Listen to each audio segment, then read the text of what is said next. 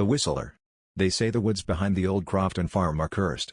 Not because of ghosts or creatures, but because of him, the Whistler. It started with the sound.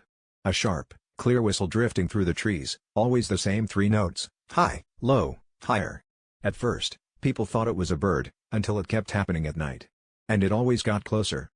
No one had lived on the Crofton property for decades, not since the fire.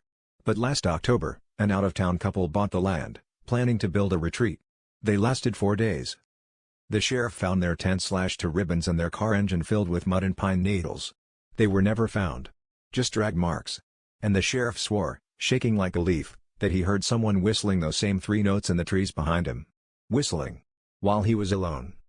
I didn't believe any of it, of course. Old small-town superstition. So when my brother dared me to stay a night out there with just a sleeping bag and a flashlight, I laughed and said yes. I set up camp by the burned-out farmhouse. The chimney still stood, blackened and leaning, and the air had that bitter, sooty smell even after all these years. Around 2 a.m., I heard it. Whistle. Whistle. Whistle. 3 notes, soft and slow, coming from the tree line. I told myself it was nothing. Maybe another camper. But then came a second whistle. From behind me. I spun around. Nothing. My flashlight flickered. The batteries had been new. Then the sound of footsteps. But they weren't on dirt. They were on wood. Steady, deliberate creaking. As if someone were walking across floorboards. There were no floorboards left in the house.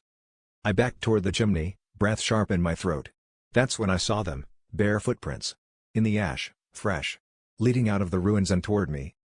My light flashed again. I caught a glimpse, just a glimpse, of something pale ducking behind a tree.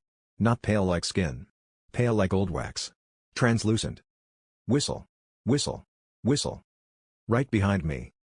I ran. I didn't stop until I hit the road. My lungs felt frozen. When I reached home, I was covered in ash and had long, thin scratches across my back.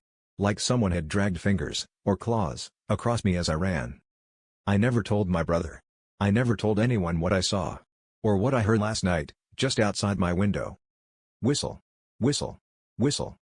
He's not in the woods anymore. He's found me. And now, he's waiting for dark.